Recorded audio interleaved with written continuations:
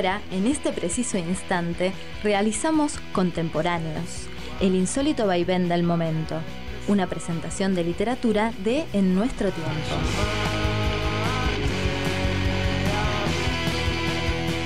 Cada capítulo una autora, un autor, sus textos, un breve encuadre biográfico y sus opiniones cuidadosamente extractadas de entrevistas. Ahora llega Contemporáneos, en Radio La Mosquitera.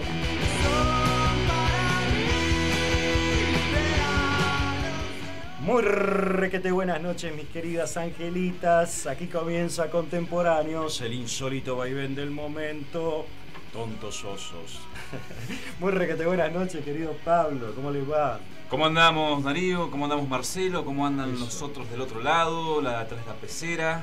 Tenemos la nueva a Marcelo y Andrés. noche. A ver esa voz aterciopelada que engalane este retorno. Aterciopelada dijiste, ¿no? Tengo una lija en la garganta.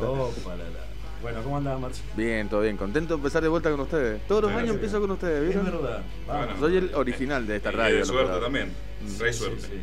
Tenemos remera roja al señor jefe de operadores de Radio La Mosquitera, Marcelo. Un muy buen augurio. Tenemos luna roja también, inaugurando nuestro ciclo 2014 de Contemporáneos en La Mosquitera, una radio comunitaria a la que agradecemos de corazón la posibilidad de estar aquí. Ya creo que es el tercer año, ¿no? Ya vamos por tercer año. No soy bueno para llevar esas cuentas. Bueno, ¿y cómo va, Pablo?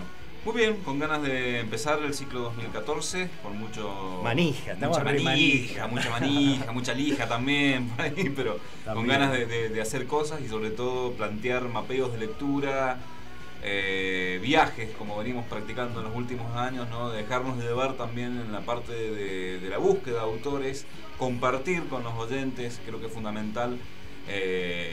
Esos viajes propios que tenemos, esas por ahí incursiones un poco nomádicas en la crítica y desde la crítica misma, pero también desde el placer y el enrosque de leer algunos textos que generalmente no están, digamos, en los cánones literarios o están en los márgenes, pasados, presentes y por qué no también futuros. Me parece interesante un poco eso de lo que planteamos desde Contemporáneo.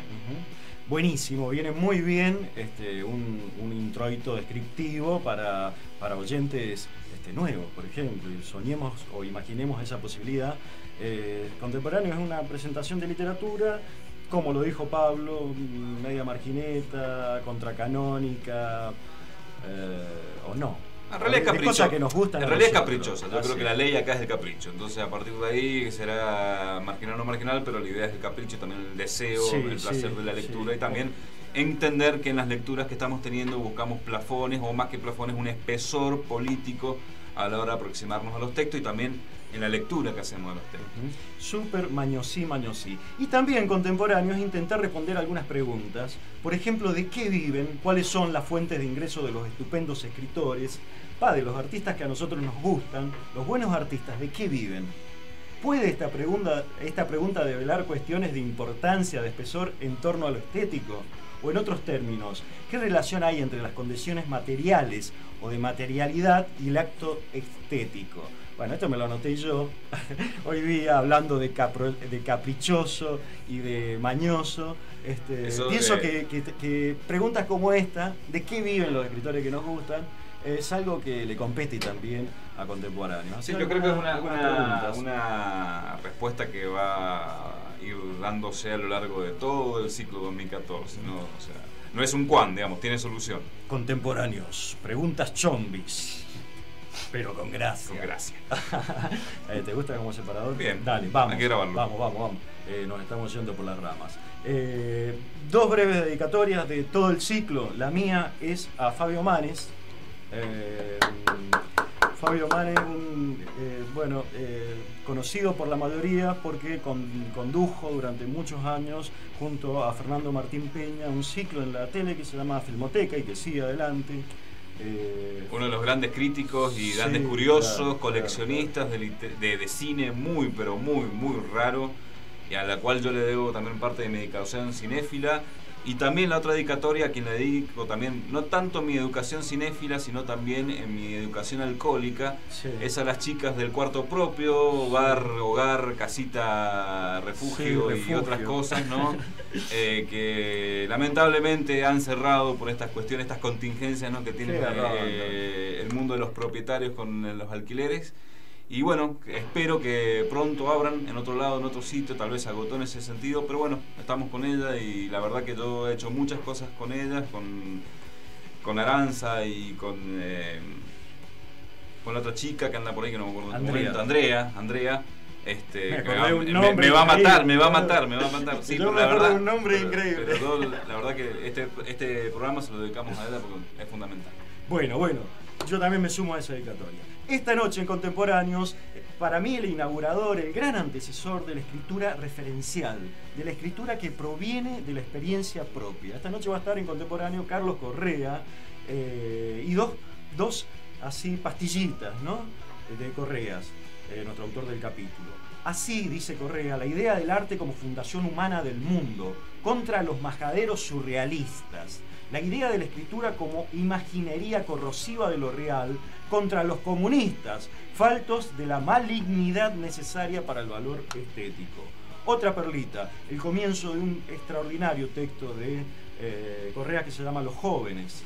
Atenti. A la 1 de la mañana el anchor languidecía. En el mostrador del bar, varios putitos de calzoncillos anatómicos beben Coca-Cola. Junto al piano bailotean torpemente dos ingleses de porongas lechosas. Los farolitos rojos dan la justa luz para ese pequeño quilombo de pajeros. Mesitas alcahuetas ilustraditas, mozos con aire de perros, espejos estratégicos para que los putitos se deseen de reojo. En una mesa, alrededor de un podrido olor a pescado, hay una hembra fermentando. Esta noche con nosotros en Contemporáneos, Carlos Correa.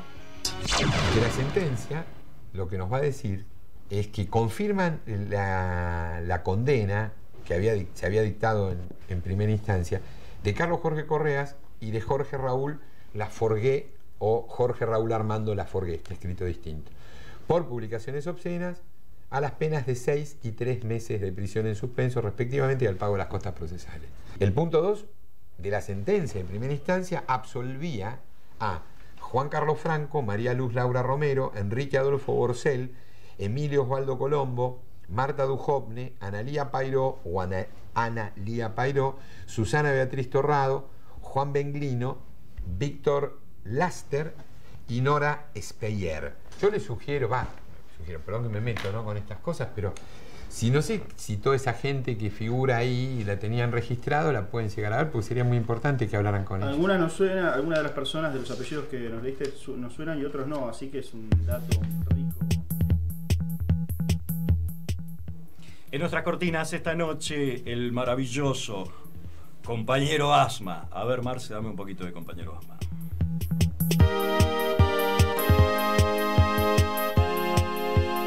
Radio Gramofón.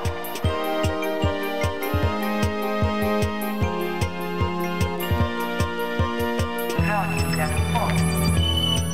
Compañero Asma esta noche musicalizando, cortineando Contemporáneos. Y antes habíamos escuchado una cosa bien caprichosa también, ¿no? Bien, es el ¿cómo se llama? El tráiler de un documental en torno a Carlos Correa y en torno a un escándalo en la vida de Carlos Correa que fue su primer publicación, precisamente la narración de la historia. Pero desde el primer cuento publicado, el fragmento que leímos, que escuchamos, es Ante la ley, el relato prohibido de Carlos Correas. Es un documental dirigido por Emiliano Gelisier y Pablo Klappenbach, que se lo presentó acá en el Bafisi creo que el año pasado fue, y que cuenta justamente los entretelones, al mismo tiempo hay una dramatización del cuento y entrevista a quienes conocieron a Carlos Correas. Eso sí, en torno a lo que fue la prohibición, el escándalo a partir de la publicación en 1959 del cuento Ante la ley. Exacto. Que ya dentro de un ratito vamos a amplificar un poco eso. Cuento que no es tal cosa, una narración, una duel, digamos. Bueno, Carlos Correa nació en Buenos Aires en 1931 y se murió suicidándose en el año 2000. Fue filósofo, novelista, ensayista, no sé, estudió en la UBA se licenció como filósofo. Adelante. Era hijo de un republicano español que fue consecuente antiperonista y empleado municipal y murió en 1952. Atendiendo los requerimientos paternos, Carlos se inscribe en la Facultad de Medicina de la UBA y aunque comienza a estudiar disciplinadamente, muy pronto abandona esa carrera por la de Filosofía, que también deja, aunque en la Facultad de Filosofía y Letras se reinscribe en 1956 y 10 años después obtiene su título de profesor. Si bien antes ha trabajado en un puesto administrativo en el Club River Plate, apenas se recibe inicia su carrera docente como ayudante de introducción a la filosofía y la filosofía moderna. Lo de River Plate no lo tenía, ¿eh? Eso sí que es sorprendente. O sea que hay un dato también, los jóvenes, en el original que él se le deja a un amigo, lo deja a un amigo, tiene el sello del club, ¿no? Es un dato, ¿no? A fines del 74, el decano fundamentalista Raúl Sánchez Abelanda lo deja cesante junto a un nutrido grupo de colegas por razones de utilidad pública. Su retorno a la docencia universitaria se produce en 1985 al crearse el ciclo básico CBC de la UBA, donde trabaja en la cátedra de filosofía, particularmente en la de Tomás Abraham. Claro, pero ahí tiene un cargo muy pequeño, digamos, para la envergadura intelectual como Carlos Correa. ¿Qué más podemos decir en este encuadre biobibliográfico del cual se trata el primer bloque de Contemporáneo? Bueno, que Carlos Correa era un lector y un polemista sensacional, pero digamos, acá el adjetivo, a mi juicio, está sumamente bien puesto. Y formó uno de los, digamos, las triadas más virales y virósicas, creo que de los 50-60, como fueron las que formaban con Oscar Mazzotta, con José Sebrelli, bien, y todo lo que fueron de alguna manera esos raros dentro de la generación Contorno, ¿no? Así es, revista Contorno, un lugar donde publicó Carlos Correa muy mínimamente, en realidad se lo asocia con Contorno, pero por una cuestión vital, digamos, solamente publicó 2 textos en Contorno. Exacto. Correa. Y Sebrelli El Revólver, que es un pequeño relato publicado en Los Jóvenes, y un artículo que le dedica a Murena, que nosotros, si tenemos tiempo, lo vamos a leer, de una edición facsimilar de Contorno, mire usted. Mirá. En donde escribe ahí sus primeras digamos, críticas literarias, ¿no? Sebrelli cuenta de que Correa había escrito un tercer artículo que iba a ser publicado en Contorno, pero fue censurado por excesivamente peronista por la revista. El relato se llamaba, porque no sé si está publicado, Los Cabecitas Negras, precisamente. Claro, ahí en realidad hubo otro entretelón, ¿no? Esto dentro del puterío literario se podía plantear como una cuestión de que a David Viñas, no sé si era Ismael o David Viñas, los directores de la revista, no les gustó el planteamiento de ver al Cabecita Negra como un objeto de deseo, ¿no? Sí. Y que de eso trataba en realidad el texto. Muy bueno tu comentario, muy erudito, porque creo que va por ese lado. Bueno, pero vamos a tomarnos a la mano de Sebrelli. Eso no corresponde de ninguna manera para este programa, pero Sebrelli tiene una semblanza que es inmejorable para este primer bloque de Contemporáneos, donde lo que intentamos es dar una idea biográfica de los autores que traemos. Escuchen lo que dice Sebrelli. Formábamos con Correa y con Oscar Mazzotta el trío más mentado de la calle Viamonte. Nos unía el común existencialismo sartreano, el gusto por la novela negra, el cine de clase B, la atracción por el bajo fondo, la reivindicación genetiana y arltiana del mal, la ostentación de una heterodoxia erótica, en Mazzotta solo teórica, dice Sebrelli, y el extraño juego de mezclar la ficción con la propia vida. Esto sobre todo. Y el extraño juego de mezclar la ficción con la propia vida. Tal vez lo que escandalizaba era nuestra posición frente a Perón y a Evita, dice Sebrelli, vistos desde la peculiar perspectiva de una izquierda imaginaria que indignaba tanto a los peronistas como a los antiperonistas. En sus años juveniles, Correa fue víctima de un suceso de índole policial que le dio cierta notoriedad. La revista del Centro de Estudiantes de Filosofía y Letras publicó un cuento de su autoría, La narración de la historia, como nos contaba recién Pablo, donde volvía sobre el tema de la homosexualidad tratado con una naturalidad insólita para la época. Fue condenado a 6 meses de prisión en suspenso por un inquisidor del integrismo católico, el fiscal de la Riestra, dedicado a la cruzada de perseguir obras literarias y artísticas que consideraba obscenas. Ese fallo judicial fue aplaudido por las autoridades de la universidad y por algunos órganos de prensa. La conmoción que le produjo esta condena lo llevó al abandono de la literatura durante un lapso de 25 años. Esta es una opinión de Sebrelli, ¿no? En ese tiempo intentó integrarse al mundo académico, pero solo pudo hacerlo a medias, ya que mientras la filosofía universitaria entraba en el nuevo paradigma del estructuralismo y del postestructuralismo, él seguía contra la corriente, fiel a su sartrismo. Sus escritos demasiado literarios eran estigmatizados por la filosofía académica como ensayismos amateur, concluye Sebrelli, dándonos una semblanza de todos esos años de veinteañeros locos, vagando por la calle de Corrientes e interesándose en todos esos tópicos tan de época y tan de vanguardia de época. Y bueno, hasta sus últimos años ahí. Que ya vamos a indagar porque vamos también a leer algunos de los textos de la última etapa. Dale, Pablo, con las... Me parece interesantísimo para redondear, ¿no?, parte de la obra, ¿no? Del ensayista, digamos, Correas como ensayista.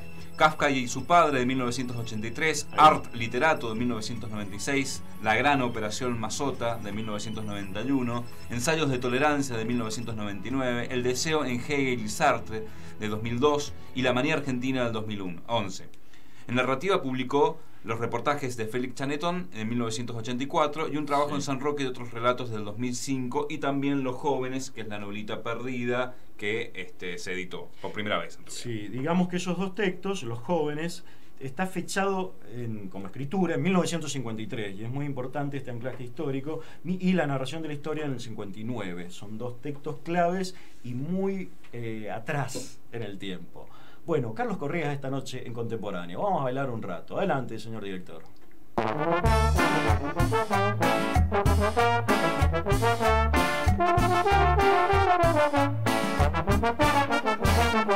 La media pesadilla, la media pesadilla, la media pesadilla, la que anoche en mi medio. Que vi la novia mía, que vi la novia mía, que vi la novia mía convertida en un camión. Una voz misteriosa, oí que me decía, tú serás mi conductor. Y yo muy asustado y sin saber manejar, todito le movía pero no podía arrancar. Ay, ¿qué le pasa a mi camión? ¿Qué le pasa que no arranca? Con tan buena conducción. Que tan dura la palanca. Ay, ¿qué le pasa a mi camión? ¿Qué le pasa que no arranca? Con tan buena transmisión. Que tan dura la palanca.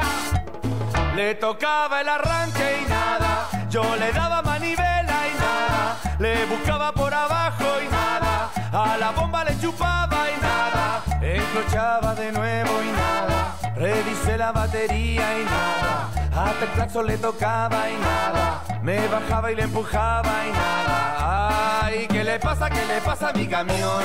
¿Qué le pasa que no arranca? Con tan buena transmisión. Que está dura la palanca. Ay, ¿qué le pasa a mi camión? ¿Qué le pasa que no arranca? Con tan buena transmisión. Que está dura la palanca.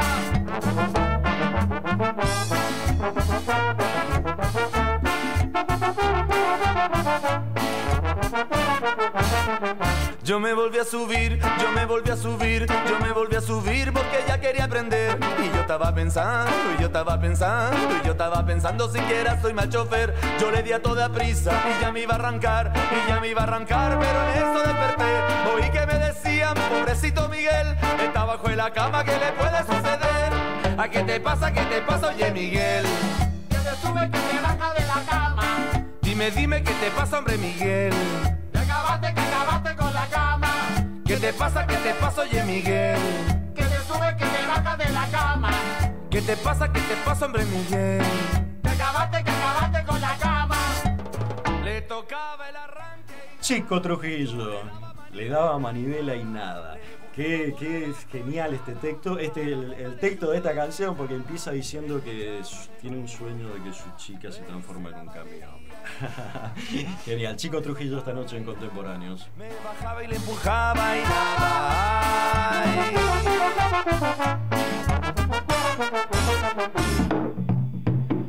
Contemporáneos. Paciencia, cuyo y terror nunca nos faltaron.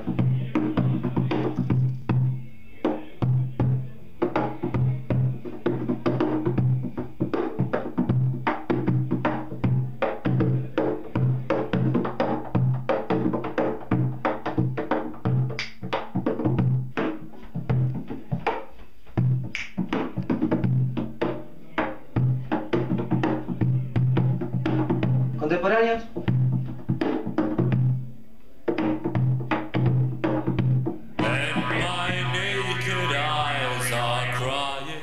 Segundo bloque de contemporáneos esta noche, en torno a Carlos Correa. El programa es una presentación de literatura de nuestro tiempo y en este segundo bloque lo que hacemos es rastrear algunos indicios, algunas pistas de los autores que traemos a través de la palabra dicha en la entrevista. No hay muchas entrevistas a Carlos Correa, pero hay una genial, buenísima, que se llama Reportaje a Carlos Correa, hecha por Jorge Quiroga. La entrevista, dicen, fue realizada en 1985 y publicada en la revista El Juguete Rabioso, año 1, número 1, en noviembre de 1990. Yo no sé si estos datos sean así, pero bueno, son los datos. Sí, de todas maneras parece una constante en la obra de Correa, ¿no? Que se lo publica después, es decir, las entrevistas como sus propias obras que se van dilatando, ¿no? Ahí Jorge Quiroga le pregunta a Correa, o le hace el siguiente comentario y pregunta: usted tuvo un comienzo aproximadamente escandaloso en la literatura. ¿Podría dar detalles?, dice el entrevistador. Con mi cuento, responde Correa, La narración de la historia, apareció en la revista Centro en diciembre de 1959. Hubo más de un escándalo. Era un cuento con tópicos y hechos homosexuales. Primero, un escándalo doméstico. Por ejemplo, que Germán Rosenmacher, en la época compañero de estudios, me dijera que él y un grupo de amigos se encontraban aceptable mi cuento, excepto el que dos tipos se besaran en la boca. Me quedé en blanco, pero la réplica debió haber sido que no eran simplemente dos tipos, sino un marica besando a un chonco o a la recíproca. Segundo, el escándalo judicial, el proceso, la condena por publicaciones obscenas, el secuestro y prohibición de Centro. En el juzgado, el fiscal, doctor Guillermo de la Riestra, le pidió al juez que me preguntara qué juicio me merecía a mí la masturbación, el acto más abominable que podía cometer un hombre. En el despacho del juez estábamos entre varones solos. También estaba el abogado defensor, función de la que muy generosamente se había hecho cargo Ismael Viñas. El juez, sabiamente, declinó formularme esa pregunta. El cuento que me valió asimismo el editorial Confusión y Extravío del diario La Nación del 17/5 de 1969, que decía que mi cuento, no por estar escrito, podía considerarse dentro de la literatura, ya que caía más bien en el campo de lo patológico. Me alcanzaba uno de los tantos ecos de la altísima moralidad y del sano poder de la policía doctrinaria desde lo que habla La Nación. Yo quedé debidamente, ya que no excesivamente, reprimido. Impresionante. Bueno, el texto del que habla Correa en la respuesta que Pablo acaba de leer es un texto de una ternura y de una belleza impresionante que vamos a leer esta noche, o vamos a intentar leer completo. Es largo, digamos. Bien, pregunta Quiroga: ¿podríamos hablar de su procedencia generacional, de sus experiencias, de su participación en la revista Contorno, de su encuentro con David Viñas, con Oscar Mazota? A la revista Contorno llegué por intermedio de J.J. Sebrelli. Mi participación escrita fue muy escasa, dice Correas. Un cuento con tópico también homosexual y una crítica al juez de H.A. Murena, y mi participación programática fue nula o del todo periférica. Contorno fue para mí una experiencia íntima. He aquí la experiencia, dice Correa: el hallazgo de nuevas relaciones humanas, que para una persona como Carlos Correa, para un temperamento, era algo muy importante, muy relevante, digamos. Eso es lo que responde. Encontró amigos o relaciones humanas, ¿no? Continúa Correa: con Sebrelli éramos compinches tunantes de tiempo atrás, y David Viñas, con su, en mi caso, entrega masiva, adherente, me brindó, creo que el primero de mi vida, respeto, en una época en que yo no me sentía respetable y en que tal vez no lo era. Impresionante esta parte.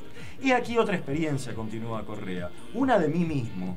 Yo era indiscriminadamente ignorante, rabioso, callejero, y aspiraba, sin mucha buena suerte, a la desolación, a la promiscuidad, al clandestinaje, a la fortísima desenvoltura de la perversidad.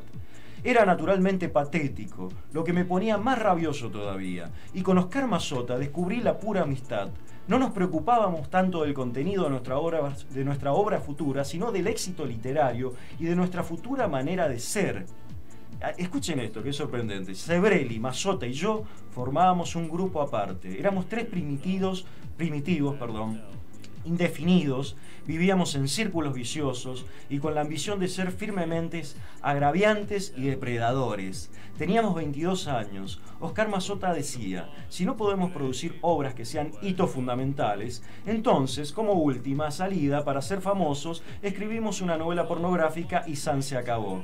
Y también debemos fijarnos un plazo, dice que decía Mazota, ¿no? Este será nuestro proyecto cultural. Esto, escuchen, a los 40 años ya tenemos que haber llegado a ser inteligentísimos, bellísimos, cancherísimos y crudelísimos. Yo agregaba, dice Correa, y putísimos. Y Oscar reía.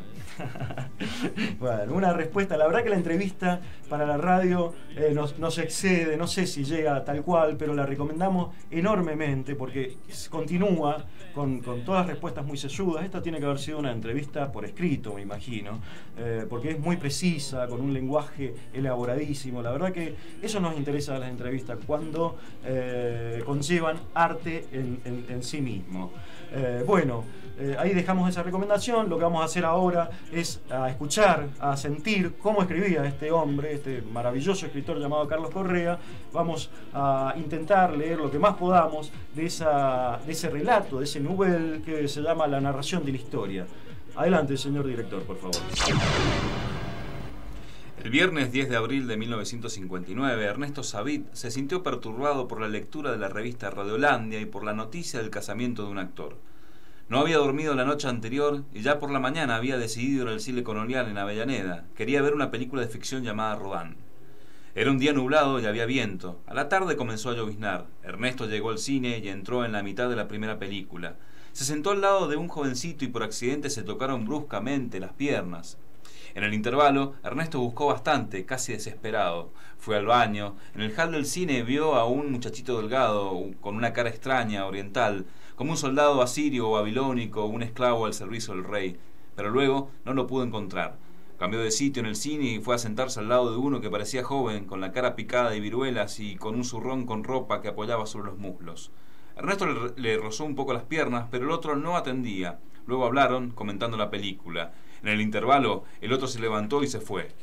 Luego, Ernesto vio Rodán, una especie de pájaro prehistórico que vuela a velocidad supersónica y destroza ciudades enteras. Finalmente, muere en la erupción de un volcán. Cuando terminó la película, Ernesto vaciló un poco y salió del cine. Eran las 19:30. ¿Qué hacer? Tenía sueño, pero también una tensión vigilante. Pensó ir a Lanús. Caminó hasta la esquina de las avenidas Mitre y Pavón.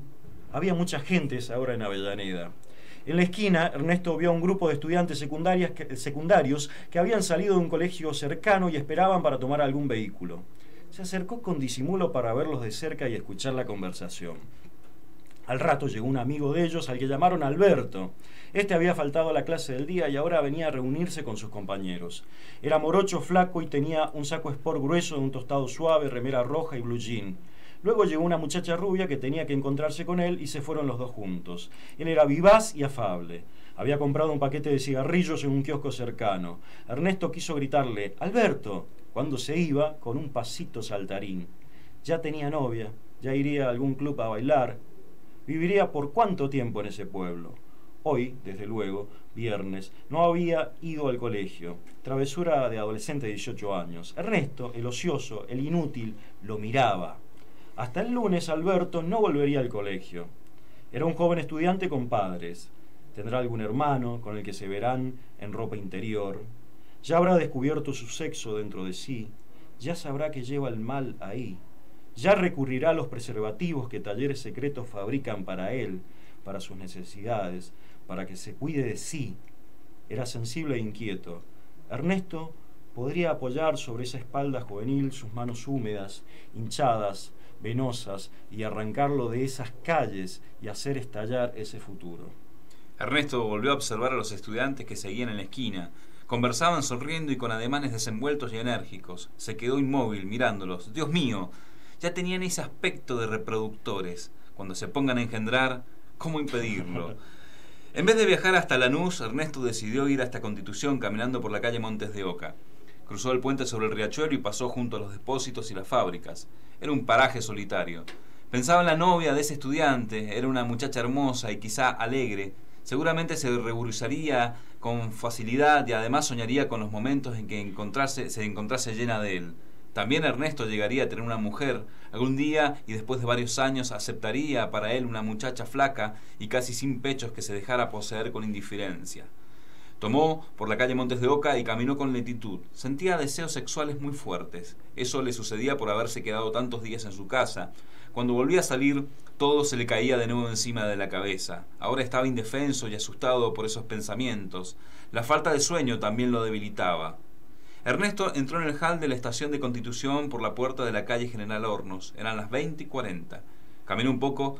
Entre la gran cantidad de hombres que llenaban el lugar vio 2 o 3 rostros que le parecían atractivos. Fue al baño y luego volvió al hall.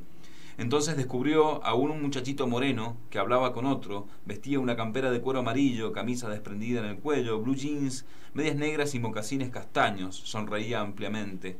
Ernesto dio una vuelta y regresó. Ahora el chico estaba solo. Ernesto lo observó y el otro siguió la mirada dando un pequeño giro.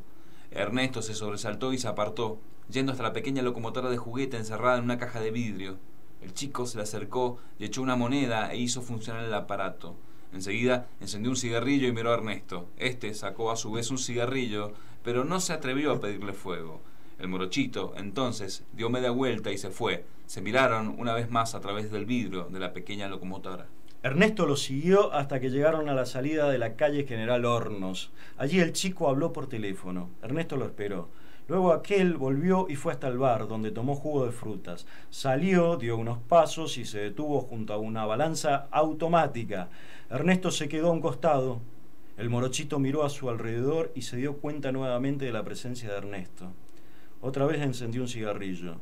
Entonces Ernesto se acercó y le pidió fuego. En ese instante apareció un viejo que se puso a mirarlos. Ernesto pasó al otro lado del morochito y murmuró: ese viejo está mirando. El morochito, con todo aplomo, se volvió al viejo y dijo en voz alta: ¿qué pasa? El viejo alzó las cejas, asombrado, y se sonrojó. Comenzó a mirar distraídamente una estantería de artículos para el hogar y luego desapareció. El chico dijo: me molesta que me estudian, sean policías o no, que vengan a hablarme. Siguieron hablando y el chico le contó que había estado en Mar del Plata vendiendo café helado en la playa, pero que la vida le resultaba muy cara. El hotel y la comida eran costosos. A la noche caminaba alrededor del casino y de las confiterías de lujo, pero no tenía suerte y por último tuvo que volverse. Era santafesino, había trabajado en La Plata y en Balcarce. Ernesto pensó que era como un recerito moderno, un pequeño aventurero. Ya que lo había conseguido, quería sacarlo de la estación del ferrocarril. Además, temía que algún conocido lo viese. Salieron y caminaron por la calle Brasil hasta la entrada del balneario municipal. En el trayecto, el morochito le contó que había vivido un tiempo en Temperley, en casa de un tal Rodolfo Ponce de León, profesor de ciencias económicas, que le compraba ropa y le daba dinero. El profesor estaba casado, pero la mujer tenía ciertos vicios y realizaban reuniones en las que participaba el chico. En una oportunidad, había invitado a un amigo y entonces hicieron un grupo los 4. Ernesto, como de costumbre, le habló de su padre muerto. Ernesto pensaba que si él no tenía hijos, se le terminaba la dinastía a ese inmigrante. Mi padre era muy severo, dijo, de esos que obligan a uno a guardarlo todo en el interior, de tal modo que cuando uno se libera, se vuelve loco. El chico también le habló del padre, que había muerto alcoholizado. Desde entonces él podía ir por cualquier sitio y hacer lo que quisiera. Tenía 17 años. Vaciló un instante y miró a Ernesto de reojo. Luego dijo que en las relaciones sexuales él era macho y no otra cosa. Ernesto respondió que eso era evidente porque el morochito tenía esa mirada penetrante que poseen los hombres y de la que carecen los invertidos.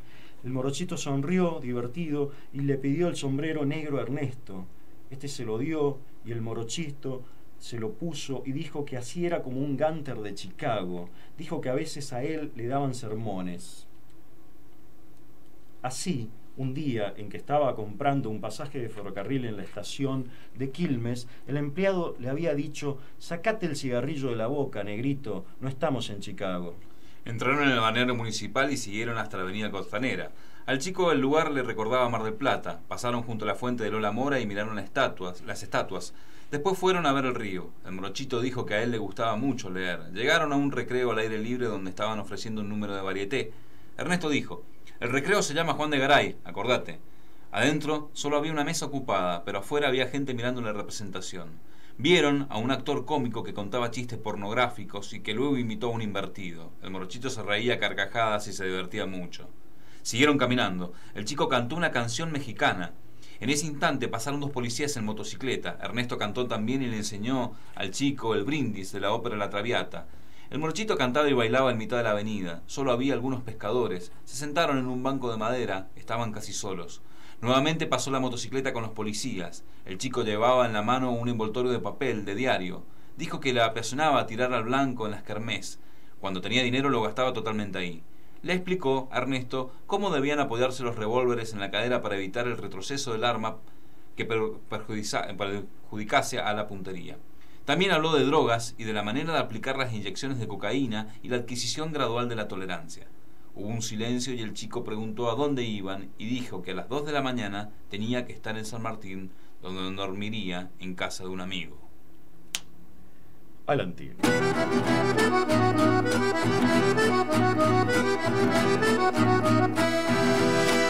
Mira si no he de venir contigo a darte las gracias.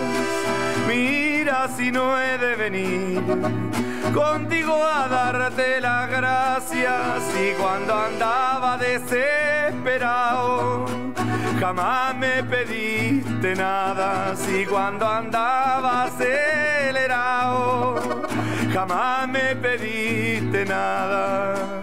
Mira si no he de venir contigo a darte las gracias.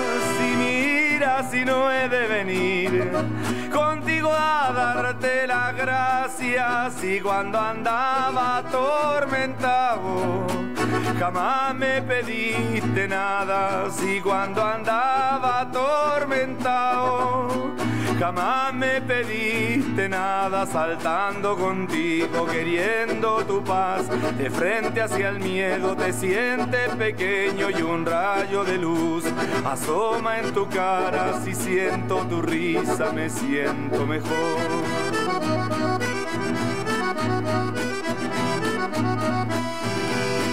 Calle Barrientos 22, corazón de una enfermera. Calle Barrientos 22, corazón de una enfermera. Si cuando andaba desesperado jamás me pediste nada. Si cuando andaba atormentado jamás me pediste nada. Saltando contigo, queriendo tu paz, de frente hacia el miedo te sientes pequeño y un rayo de luz asoma tu cara. Si siento tu risa me siento mejor.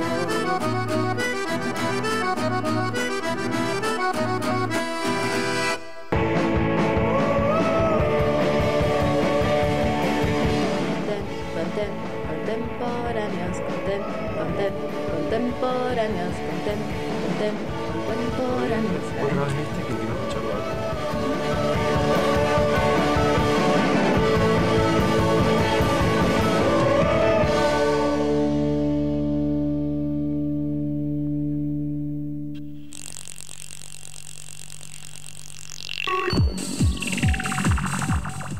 De regreso, amigas, tercer bloque de Contemporáneos, donde habitualmente hacemos, o donde lo que habitualmente hacemos es dejarnos llevar por la caudalosa voz de Pablo Grasso, que se toma el laburo de escribir un texto que es una lectura, qué loco, un texto que es una lectura de nuestro autor del capítulo. El loco produce ideas en torno al autor o algún aspecto en torno al autor que traemos cada lunes. Así que, amigos, amigas, dejémonos llevar con este texto que se llama Carlos Correas, El Samurái. Las armas de la crítica empleadas para saldar las cuentas con ciertos fantasmas afectivos, sexuales e ideológicos que deambulan como mezquinos acreedores por los grises cangrejales de la memoria. La incisión hasta el hueso en el cuerpo del amigo, a la vez enemigo y especular contrincante, como una forma de homenaje y resarcimientos póstumos. Mayota. La diatriba de una voz amarga e insoportablemente lúcida que, por momentos, resulta para las sensibilidades acomodaticias en boga o los mandatos pelotudos del buen pensar de un rigor temerario o, sin más, anacrónico. Ese fue el signo intelectual de Carlos Correas. De ese nombre, de esas dos sencillas palabras, se desprende nuestra posibilidad como lectores de acceder a la riqueza de un arsenal crítico fascinante. En Correas, las matizaciones del pensamiento, sus torsiones y distensiones, siempre corren a contrapelo de las modas intelectuales. La crítica literaria, entonces, no consistiría en engordar el ego de tal o cual autor, sino en desmantelar su esencial impostura. De ahí que el ejercicio de la crítica sea una forma putativa de la justicia en este mundo infausto. Su estilo y su fraseología son únicos. Su mirada, bífida, como si no pudiera dejar de hacer foco simultáneamente en dos lugares a la vez. Por una parte, en la enmarañada altura especulativa, la correa de transmisión que va de Hegel a Sartre, y, por otro, en el limo pendenciero, gozosamente hostil de las teteras. Al igual que Foucault, David Viñas y Osvaldo Lamborghini, su modo de puntear, esa música interna-externa, ese saber bélico, es el efecto directo y sin concesiones de una aceitada máquina discursiva preparada para la confrontación. En fin, una poderosa máquina de guerra. Leer hoy al autor de la Operación Mazota supone atravesar una suerte de inmenso pantano. El tenor hipercomunicacional de la época, los fetichismos culturales y sus opacidades aburridas, con la premisa de que la escritura y la lectura, la escritura crítica, son actividades en las que el cuerpo, como una constante existencial intransferible, asume todos y cada uno de los riesgos. El texto de Pablo Grasso, preparado para nosotros esta semana, Carlos Correas, el samurái se llama, y tal cual, como dice ahí, hombre loco por las teteras, Carlos Correas. Loco. Bueno, como último datito para este tercer bloque, lamentablemente no va a entrar, pero sí les dejo de corazón, para quienes se interesen, obviamente, en este autor, de corazón que lean un textito escrito por un gran poeta que se llama Mariano Blatt. No sé si tuviste la oportunidad de leerlo, pero es una belleza. Ahí Blatt cuenta, por ejemplo, que a él le tocó transcribir el texto, un trabajo en San Roque y otros relatos editados por Interzona. Damián Ríos se lo pasa y el loco tiene que pasarlo a la compu de unas hojitas mecanografiadas, y el chabón flashea con el sonido de Carlos Correa, de la escritura de Carlos Correa. Bueno, es muy lindo, lo pueden encontrar en la página, el blog que tiene la editorial Eterna Cadencia, una editorial porteña. Bueno, chicos, chicas, vamos a leer un poquito más de ese maravilloso relato que se llama la narración de la historia. En principio nuestra idea era leerlo todo, la verdad no se puede, no alcanza el tiempo, pero vamos a pespuntear algo. Recién escuchamos el comienzo del relato y vamos a ir a un poquito más adelante,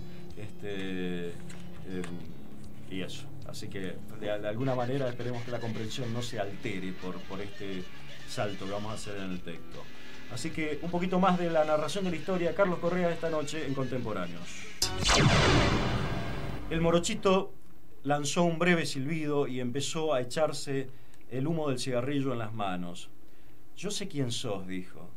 «Uno de esos tipos fracasados que se vuelven viejos arrastrándose por las calles y hablando en los cafés y cambiando de amigo todos los días». Ernesto lanzó una carcajada. «Muy bien dicho», dijo. «Alguien te lo habrá enseñado, pero no es así. Yo no soy de esa clase de hombres». Bajó la cabeza y frunció las cejas como si recordara algo desagradable, una antigua preocupación, algo de lo cual había querido huir durante toda su vida y que había terminado por llevarlo a esa noche, a esa plaza y a ese muchachito que lo escuchaba. «Yo no soy Erdosain», dijo, como para sí mismo. «¿Quién es ese?», dijo el morochito. «Un personaje de una novela», contestó Ernesto. «Un pobre tipo equivocado, un maniático pensativo, algo inmundo». El chico comenzó a cantar suavemente. Ernesto fumaba con aire abstraído y miraba el suelo. Se sentía absolutamente solo. Yo he querido otra cosa, dijo con la cabeza gacha. He querido ser un hombre duro y libre, algo así como un hombre solitario que camina por la noche, disponible y dispuesto a todo, que va desde luego a su casa, pero que puede desviarse en cualquier momento hacia otra parte, tal vez para siempre, sin compromisos, sin costumbres, sin gustos de ninguna manera típico, que puede volverse o seguir adelante, solamente acosado por el hambre, el sueño o la suciedad, y por el miedo de que a pesar de todo pueda tener una vida, algo que los demás pudieran mencionar como la vida de, sin agregar nada más. Pero no sé por qué estoy diciéndote esto. Es demasiado complicado para mí, dijo el chico. Yo no pienso tanto. No me hace feliz pensar siempre lo mismo, pero yo tengo algunas ideas que te voy a decir después. De pronto, Ernesto alzó la cabeza. Hay una música de jazz que me gusta y que también te gustaría a vos, dijo. Se llama Chicago. El morochito no respondió y siguió con su canto. Ernesto se puso de pie. Volvamos a Constitución, dijo. Volvieron y entraron en un bar junto a la estación. Ernesto pidió cerveza y el morochito café con leche y pan y mermelada. Por un pedido de Ernesto no se robó el cuchillo que había llevado el mozo. Este rondaba cerca, lustrando las mesas con una servilleta, pero en realidad los vigilaba, y Ernesto comprendió que temía que se fueran sin pagar. Ernesto se sentía muy bien y disfrutaba con la situación. Por último llamó al mozo y pagó. Salieron y cruzaron la calle hasta la plaza, dieron una vuelta y se sentaron en un banco, pero enseguida el chico se puso de pie. Dio unos pasos, estirando las piernas y se detuvo frente a Ernesto y alzó los brazos, como desperezándose. Ernesto lo miró y sintió una especie de vértigo. Parecía haber algo que estaba mucho más allá del chico. Un cuerpo masculino, pensó, un cuerpo estricto, resplandeciente y riguroso. Tengo ganas de bailar, dijo el morochito. Me gusta tanto. Esta mañana me bañé y me lavé la cabeza con un jabón especial. Ernesto lo seguía mirando y no respondía. No comprendo cómo hacen para vencer el tiempo, se dijo, y además ese amor por el movimiento que tienen. Vos parecés un monaguillo serrano, dijo Ernesto, un cordobesito o un collita. El chico dio una rápida vuelta sobre un pie y se plantó frente a Ernesto, con las piernas abiertas. Estoy pensando, dijo, que vos y yo... Ernesto rió alegremente y sacó el paquete de cigarrillos. Nuevamente se sentía muy bien. Se dijo que él se divertía con el chico. ¿Vos estás pensando que vos y yo qué? El morochito se puso serio, se quedó un momento silencioso. Luego dijo... Yo he trabajado en muchas partes y he tenido amigos, he conocido a mucha gente, sobre todo cuando trabajaba en los puertos, en Rosario y en Buenos Aires. Conocí a muchachos extranjeros, alemanes rubios, noruegos, suecos, canadienses. He entretenido tener aventuras con ellos porque es difícil entenderse. No tienen ropa y están siempre borrachos de whisky. Yo siempre quise vivir con uno de ellos y trabajar los dos e ir a los bares en los puertos y luego viajar. Ir a Asia y al África y a un puerto que se llama Hamburgo. Pero nunca tuve la oportunidad y otras veces ellos no querían. Esa es gente pura, dijo Ernesto. Los marineros noruegos y suecos, los leñadores canadienses, los nadadores australianos. Si nosotros fuéramos como ellos también seríamos puros. Yo no sé, dijo el chico, pero yo tengo que hacer algo, y eso es lo que verdaderamente busco. Lo que yo quiero es no sentirme mediocre. Entonces, dijo Ernesto, entonces lo podríamos hacer vos y yo. Yo soy libre. Si vos fueras libre, podríamos trabajar juntos y, no sé, compartir la vida. Ernesto miró al chico con gratitud y luego irguió la cabeza, animado. Yo sé tocar el piano, dijo. Podríamos trabajar en un bar de la calle 25 de Mayo o de la calle Villamonte. Hay uno que se llama Chicago. Vos podrías cantar o tocar la guitarra, yo te enseñaría. ¿Tendríamos éxito?, dijo el chico. Seguro, nos los tragaríamos a todos y además cambiaríamos de vida. Hasta ahora solo hemos sido dos tipos en busca de acción. Trabajaríamos juntos y a la madrugada iríamos a dormir a nuestro departamento que estaría muy cerca. Vendrían a vernos todos los días y a la larga terminarían pensando que el mundo se compone solamente de vos y yo. Vos les gustarías mucho a los tipos y mujeres que van ahí porque, aunque sos inocente, tenés un aspecto sospechoso.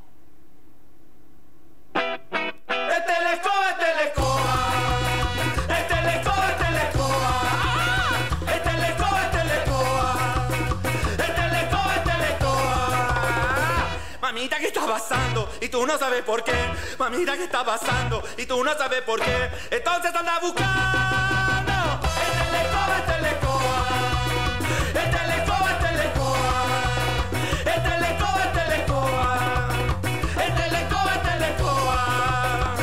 Cuando se estaba bañando, mamita, yo lo llamé. Cuando se estaba bañando, mamita, yo la llamé. Era que andaba buscando.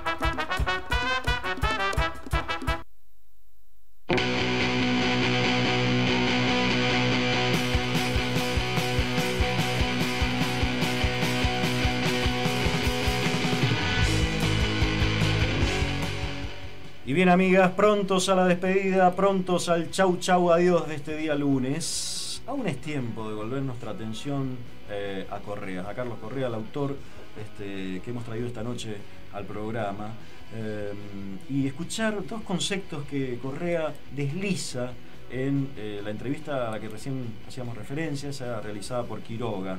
Son dos conceptos, uno es contraviolencia y el otro contraprepotencia. Contra los cultos que necesariamente nos violentan y los violentos que necesariamente nos cultivan, no seremos cultos de otro modo ni haremos otra cultura si no violentamos y prepotenciamos a nuestra vez, dice Carlos Correa. Contra los cultos que necesariamente nos violentan y los violentos que necesariamente nos cultivan, no seremos cultos de otro modo ni haremos otra cultura si no violentamos y prepotenciamos a nuestra vez.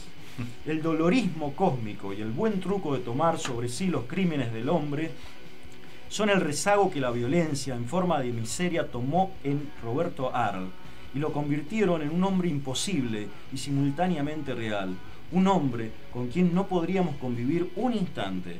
Y no solo un hombre imposible, sino el que debía cargar conscientemente, envenenadamente con su imposibilidad. Este es un extracto, digamos, de unas ideas de Carlos Correa, el autor que hemos traído esta noche a Contemporáneos, que al mismo tiempo genera conceptos como este de contraviolencia y contraprepotencia, como instancias emancipatorias, podríamos decirlo. Al mismo tiempo hace un muy lúcido, una muy lúcida relación con la vida y la obra de un gran escritor como Arlt, a quien él le dedicó mucho tiempo y mucha lucidez, ¿no? Pero no olvidemos que Correa era un filósofo, o sea, tiene claro, un arsenal teórico como para poder analizar, y aparte un estilo, para decirlo, sumamente potente, ¿no? O sea, en realidad la obra de Correa es muy amplia, es interesantísimo, si pueden leer en la Operación Mazota, que se ha reeditado, porque hace todo un trabajo, digamos, un balance y al mismo tiempo un ajuste de cuenta bastante particular con los modos de encarar el pensamiento en la Argentina desde los 50 a la fecha. Si bien el texto está escrito en el 90 y corregido en los 90, bien, va hacia atrás en una operación casi de corte, bien, y se carga con buena parte de la intelectualidad argentina.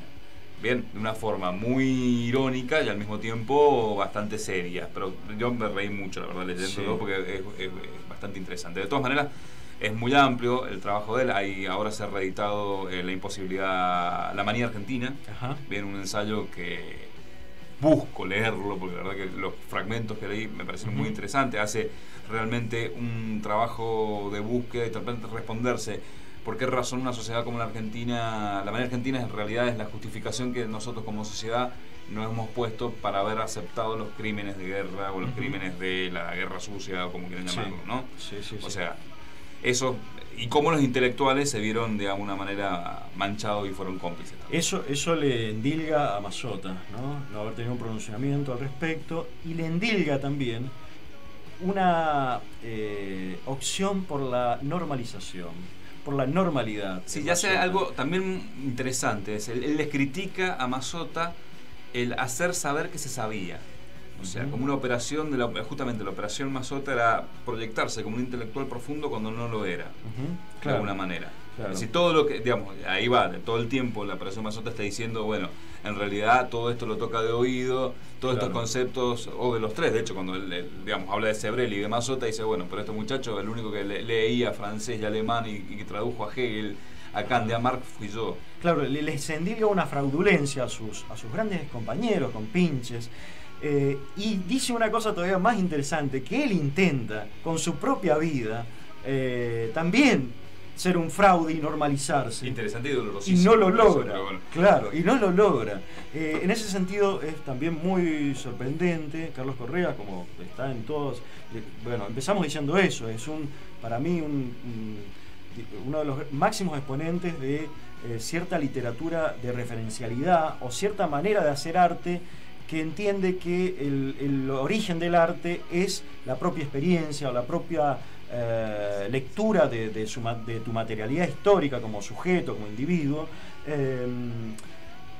Correa en un momento digo, eso, su opción, su inclinación por la homosexualidad, la convierte en heterosexualidad, y él desliza en muchas circunstancias esta intención de normalizar, de salir de esos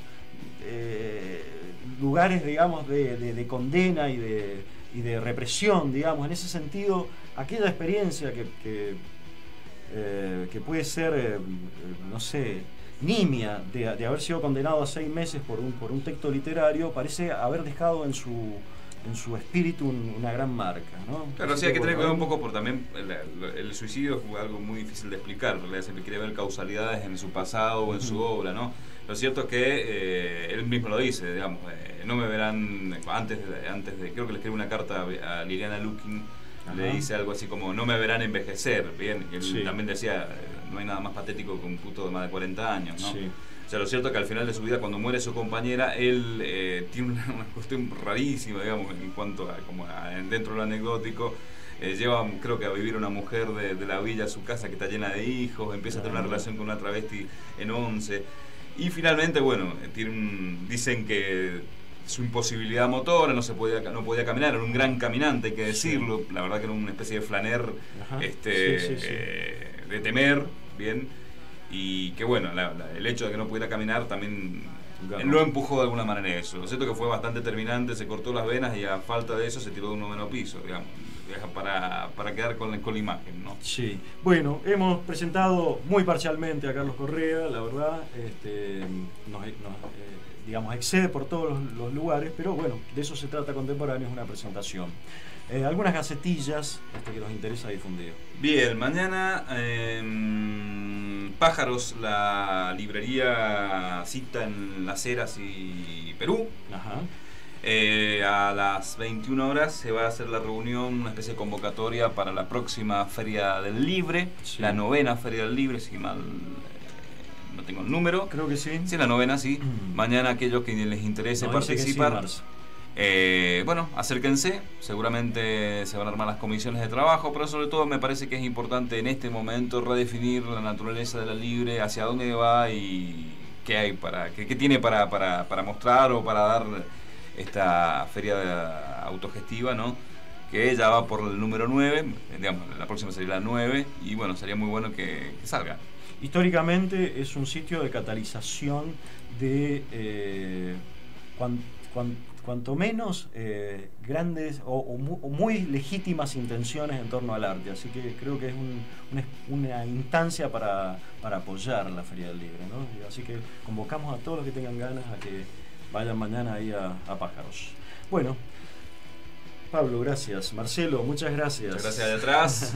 Eso. Nos vamos. Nos vamos. Chau. Estuvo Carlos Correa esta noche en Contemporáneos.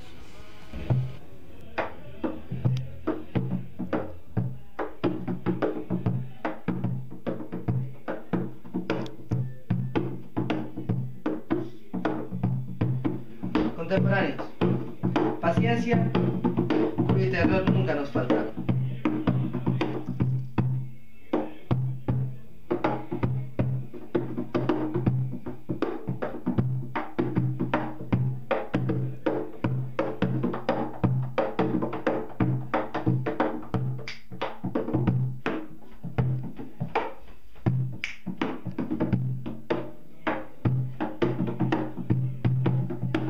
Contemporáneos.